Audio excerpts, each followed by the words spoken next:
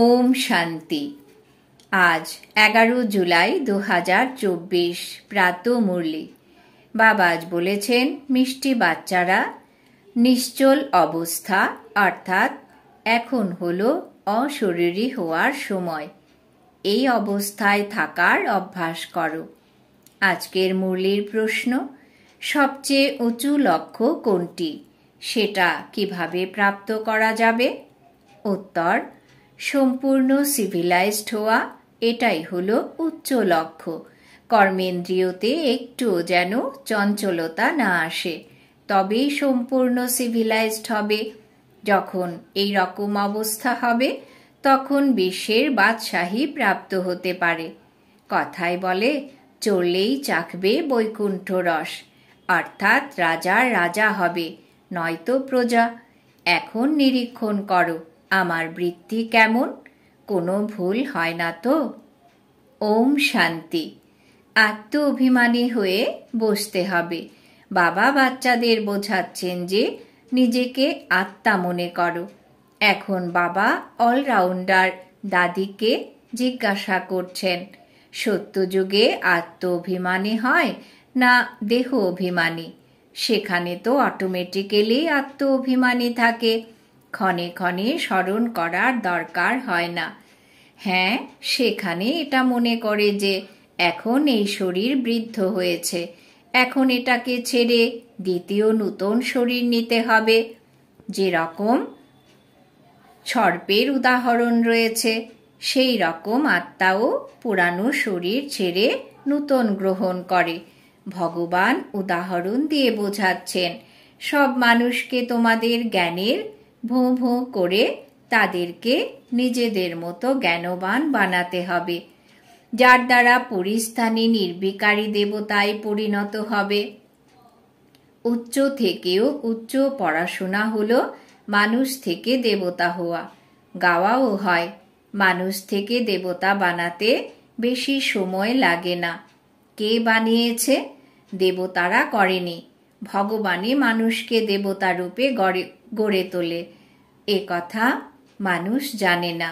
সব জায়গায় তোমাদের জিজ্ঞাসা করে, আপনাদের এইম অবজেক্ট কি? তবে কেন এইম অবজেক্ট কি সেটা লিখে ছোট প্রচারপত্র ছাপাও না? যেই জিজ্ঞাসা করুক না কেন, তাকে পর্চা দিয়ে দাও, যাতে বুঝতে পেরে যায়। বাবা খুব ভালোভাবে বুঝিয়েছেন, এই সময় এটা হলো কলিযুগী পতিত দুনিয়া, যেখানে বিশাল অপরম অপার দুঃখ আছে। এখন আমরা মানুষকে সত্যযুগী পবিত্র মহান সুখের সুখধামে নিয়ে যাওয়ারও সার্ভিস করছি বা রাস্তা বলে দিচ্ছি। এরকম নয় যে আমরা অদ্বৈত নলেজ বা জ্ঞান দিই। তারা শাস্ত্রের নলেজকে অদ্বৈতবাদ বা অদ্বৈত নলেজ বলে মনে করে। বাস্তবে সেটা কোনো অদ্বৈত নলেজই নয়। অদ্বৈত নলেজ লেখাটাও হলো রং বা ভুল। মানুষকে ক্লিয়ার করে বলতে হবে, এই রকম লেখা ছাপানো হয়েছে যাতে তাড়াতাড়ি বুঝতে পারবে যে এদের উদ্দেশ্য কি। কলিযুগী পতিত ভ্রষ্টাচারী মানুষদের আমরা অপার দুঃখ থেকে বের করে সত্যযুগী পবিত্র শ্রেষ্ঠাচারী অপার সুখের দুনিয়াতে নিয়ে যায়। বাবা বাচ্চাদের নিবন্ধ লিখতে দেন, ওই রকম ক্লিয়ার করে লিখতে হবে। সব জায়গায় তোমাদের এরকম লেখা রেখে দাও, তাড়াতাড়ি সেটা বের করে দিতে হবে।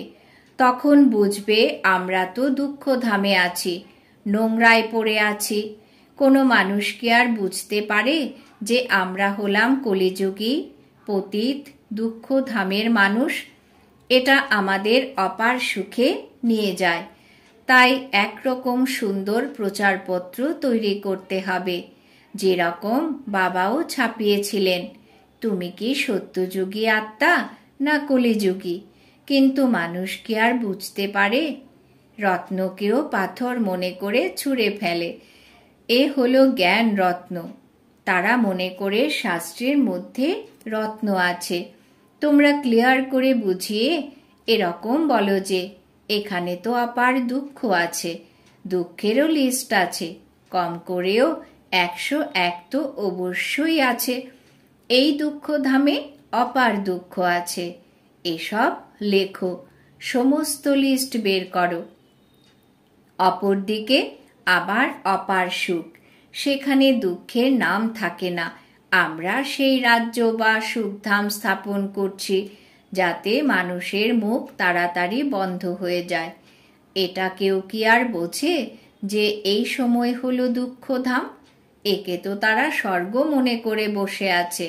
বড় বড় প্রাসাদোপম বাড়ি, নতুন নতুন মন্দির ইত্যাদি তৈরি করতে থাকে। এটা কি আর জানে যে এসব বিনাশ হয়ে যাবে? টাকা পয়সা তো অনেক পাওয়া যায় উৎকোচ হিসেবে। বাবা বুঝিয়েছেন এই সবই হলো মায়ার স্পর্ধা আর সায়েন্সের দম্ভ। মোটর, এরোপ্লেন ইত্যাদি এইসব হলো মায়ার শো। এরও কায়দা আছে। যখন বাবা স্বর্গের স্থাপনা করেন তো মায়াও তার জাঁকজমক দেখায়। একে বলা হয় মায়ার পাম্প। এখন তোমরা বাচ্চারা সমগ্র বিশ্বে শান্তি স্থাপন করছো।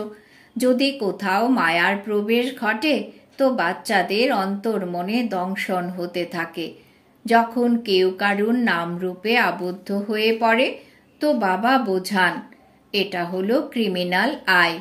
কলিযুগে হলো ক্রিমিনালাইজেশন, সত্যযুগে হলো সিভিলাইজেশন। এই দেবতাদের সামনে সকলে মাথা নত করে। তুমি নির্বিকারী, আমি বিকারী। এই জন্য বাবা বলেন প্রত্যেকে নিজের অবস্থাকে দেখো। বড় বড় ভালো ভালো মহারথী নিজেকে দেখে আমার বুদ্ধি কারুর নামরূপের দিকে যাচ্ছে না তো? অমুকে খুব ভালো, এই করে নিজের ভেতরে কি কিছু মনে হয়? বাবা এটা তো জানেন এই সময় সম্পূর্ণ সিভিলাইজড কেউ নেই। একটুও যাতে চঞ্চলতা না আসে। পরিশ্রম অনেক, বিরলই কেউ এই রকম হয়। চোখ কিছু না কিছু ধোকা অবশ্যই দেয়। ড্রামা কাউকেই তাড়াতাড়ি সিভিলাইজড করে না। প্রচণ্ড পুরুষার্থ করে নিজেকে নিরীক্ষণ করতে হবে। আমার চোখ কোথাও ধোঁকা দিচ্ছে না তো? বিশ্বের মালিক হওয়া হলো অনেক উঁচু লক্ষ্য। চললেই চাখবে বৈকুণ্ঠ রস, অর্থাৎ রাজার রাজা হবে। নিচে নামলে পদ প্রজাতে চলে যাবে। বর্তমানের এই দুনিয়াকে তো বলা হবে ভিখারি দুনিয়া। যদিও অনেক বড় লোক রয়েছে, এই যে রানী রয়েছে তার মধ্যেও ভয় রয়েছে যে কেউ কোথাও আমাকে উড়িয়ে দেবে না তো। প্রতিটি মানুষের মধ্যে অশান্তি রয়েছে। কোনো কোনো বাচ্চাও কত অশান্তি ছড়ায়। তোমরা শান্তি স্থাপন করছো, তাই প্রথমে নিজে শান্তিতে থাকো, তবেই দ্বিতীয় কারুর মধ্যে সেই বল ভরতে পারবে। সেখানে তো বড় শান্তির রাজ্য চলে, চোখ সিভিল হয়ে যায়। তাই বাবা বলেন নিজেকে নিরীক্ষণ করো। আজ আমার আত্মার বৃত্তি কেমন ছিল? এতে অনেক পরিশ্রম হয়, নিজেকে সামলে রাখতে হয়। অসীম জগতের বাবাকেও কখনো সত্যি বলে না। পদে পদে ভুল হতেই থাকে। সামান্যতম সেই ক্রিমিনাল দৃষ্টিতে দেখেছ ভুল হয়েছে তো তাড়াতাড়ি নোট করো। 10-20টা ভুল তো রোজ করে থাকবে যতক্ষণ অভুল হবে। কিন্তু সত্যি কি আর কেউ বলে? দেহ অভিমানী হয়ে কিছু না কিছু পাপ অবশ্যই হবে।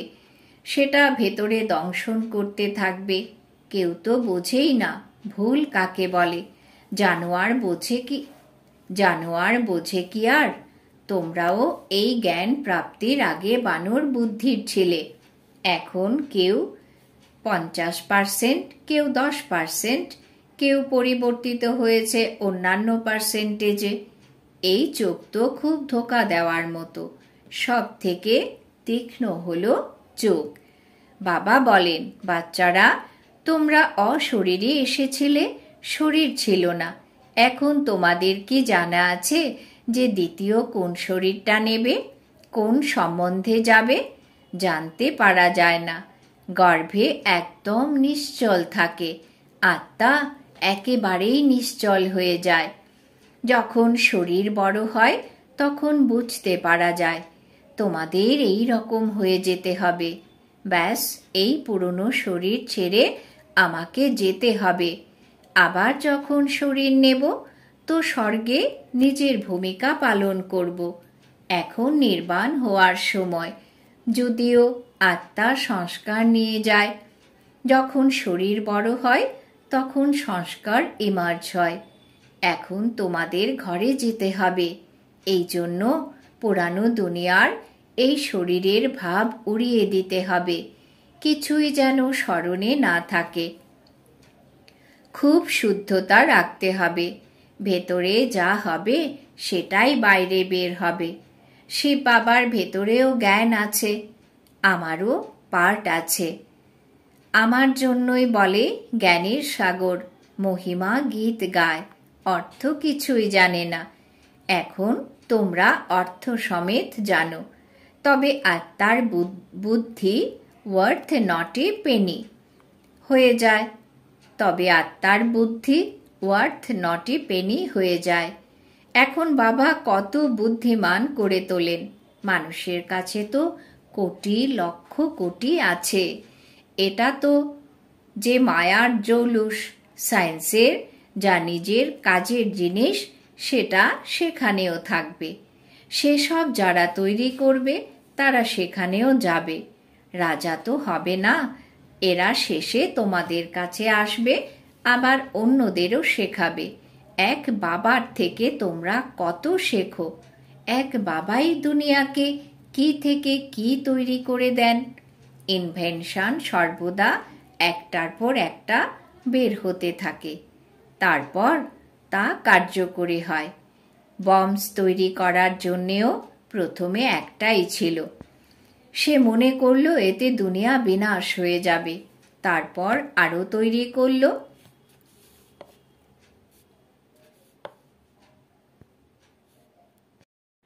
সেখানেও তো সায়েন্সের দরকার, যে টাইম পড়ে আছে, শিখে নিয়ে হুঁশিয়ার হয়ে যাবে। বাবার পরিচয় পাওয়া গেছে, এরপর স্বর্গে এসে চাকর হবে। সেখানে সব সুখের ব্যাপার হয়, যা সুখধামে ছিল সেটা আবার হবে। সেখানে কোনো রোগ বা দুঃখের ব্যাপার নেই। এখানে তো অপরম অপার দুঃখ, সেখানে হলো অপরম অপার সুখ। এখন আমরা এটা স্থাপন করছি। দুঃখ মোচনকারী সুখদাতা এক বাবাই।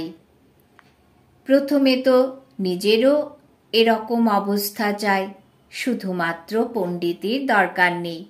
এরকম এক পণ্ডিতের গল্প আছে, সে বলেছিল রাম রাম করে পার হয়ে যাবে। এ হলো এই সময়ের কথা।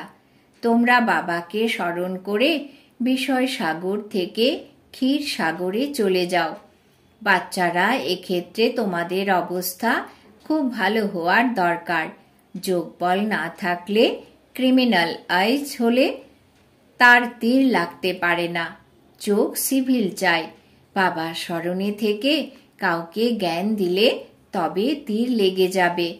জ্ঞান তলোয়ারে যোগের ধার চাই। নলেজ থেকে সম্পদের উপার্জন হয়। শক্তি হলো স্মরণের। অনেক বাচ্চা তো একদম স্মরণ করেই না, জানেই না। বাবা বলেন মানুষকে বোঝাতে হবে এটা হলো দুঃখধাম, সত্যযুগ হলো সুখধাম। কলিযুগে সুখের নাম নেই, যদি থাকেও তবে সেটা কাক বিষ্ঠা তুল্য। সত্যযুগে তো অপার সুখ আছে। মানুষ অর্থ বোঝে না, মুক্তির জন্যই মাথা ঠোকে। জীবন মুক্তির কথা তো কেউ জানেই না। তবে কি করে জ্ঞান দিতে পারা যায়, সেটা আসেই রজপ্রধান সময়ে। আবার তবে রাজ্য কিভাবে শেখাবে? এখানে তো সুখ হলো কাক বিষ্ঠা সমান।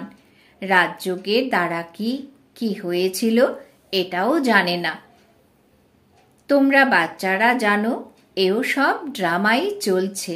সংবাদপত্রেও তোমাদের নিন্দা লেখে। এটা তো হওয়ারই। অবলাদের উপর কিরকম সব সমস্যা আসে। দুনিয়াতে অনেক দুঃখ, এখন কি আর কোনো সুখ আছে? যদি অনেক বড় বিত্তশালী হয়, অন্ধ হলে দুঃখ তো হবে। দুঃখের লিস্টে সব লেখো। কলিযুগের শেষে এই সব কথা হলো রাবণ রাজ্যের। সত্যযুগে দুঃখের একটা কথাও থাকে না। সত্যযুগ তো হয়ে গেছে না, এখন হলো সঙ্গম যুগ। বাবাও সঙ্গমেই আসেন। এখন তোমরা জানো 5000 বছর আগে 5000 বছরে আমরা কি জন্ম নিয়ে থাকি, কিভাবে সুখ থেকে দুঃখে আসি। যার সমস্ত জ্ঞান বুদ্ধিতে আছে, ধারণা আছে, সে বুঝতে পারবে। বাচ্চারা, বাবা তোমাদের ঝুলি ভরে দেন। কথাও আছে, ধন দিলে ধন ব্যর্থ হয়ে যায় না। ধন দান করে না, হয়তো তার কাছে ধন নেই, আবার প্রাপ্ত করবেও না। হিসেব আছে যে দেবেই না তো পাবে কোথা থেকে, বৃদ্ধি হবে কোথা থেকে। এসব হলো অবিনাশী জ্ঞান রত্ন। সব ব্যাপারে তো নম্বর অনুযায়ী হয়। এটাও হলো তোমাদের রুহানি সেনা। কোনো আত্মা গিয়ে উচ্চপদ প্রাপ্ত করবে, কোনো আত্মা প্রজাপদ প্রাপ্ত করবে, যেরকম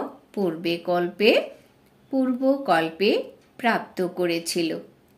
আচ্ছা, মিষ্টি মিষ্টি হারানিধি বাচ্চাদের প্রতি নম্বর অনুযায়ী, পুরুষার্থ অনুসারে বাপদাদা এবং মাতপিতার হৃদয়ের মণিদের গভীর আন্তরিকতার সাথে স্মরণের স্নেহ সুমন আর সুপ্রভাত। আত্মাদের পিতা তার আত্মারূপী বাচ্চাদেরকে জানাচ্ছেন নমস্কার। আমরা আত্মারূপী বাচ্চারা আমাদের মাতা পিতা বাপ দাদাকেও জানাই স্মরণের স্নেহ সুমন, সুপ্রভাত, নমস্কার। ধারণার জন্য মুখ্য সার। 1 নম্বর, নিজেকে ঠিক রাখতে গেলে পদে পদে নিরীক্ষণ করতে হবে যে আজ আমি আত্মার বৃত্তি কেমন ছিল। চোখ সিভিল ছিল, দেহ অভিমান বশত কোনো পাপ হয়েছে কি। 2 নম্বর, বুদ্ধিতে অবিনাশী জ্ঞান ধন ধারণ করে পুনরায় তা দান করতে হবে। জ্ঞান তলোয়ারকে স্মরণের ধার দিয়ে ধারালো করতে হবে। বরদান। বাবা আজ বরদান দিয়েছেন, সত্যতার অথরিটিকে ধারণ করে সকলকে আকৃষ্ট করা, নির্ভয় আর বিজয়ী ভব। সত্যতার অথরিটিকে ধারণ করে সকলকে আকৃষ্ট করা, নির্ভয় আর বিজয়ী ভব। ব্যাখ্যা: তোমরা বাচ্চারা হলে সত্যতার শক্তিশালী শ্রেষ্ঠ আত্মা। সত্য জ্ঞান, সত্য বাবা, সত্য প্রাপ্তি, সত্য স্মরণ, সত্য গুণ, সত্য শক্তিগুলি সবই প্রাপ্ত হয়েছে। এত বড় অথরিটির নেশা থাকলে তবে এই সত্যতার অথরিটি প্রতিটি আত্মাকে আকৃষ্ট করতে থাকবে। মিথ্যা খণ্ডেও এই রকম সত্যতার শক্তিতে ভরপুর আত্মারা বিজয়ী হয়। সত্যতার প্রাপ্তি হল খুশি আর নির্ভয়তা। সত্যবাদী নির্ভয় হবে, সে কখনো ভয় পায় না। স্লোগান: বায়ুমণ্ডলকে পরিবর্তন করার সাধন হল পজিটিভ সংকল্প আর শক্তিশালী বৃত্তি। বায়ুমণ্ডলকে পরিবর্তন করার সাধন হল পজিটিভ সংকল্প আর শক্তিশালী বৃত্তি। আজকের সমান আমি নির্ভয় আর বিজয়ী আত্মা। ওম শান্তি।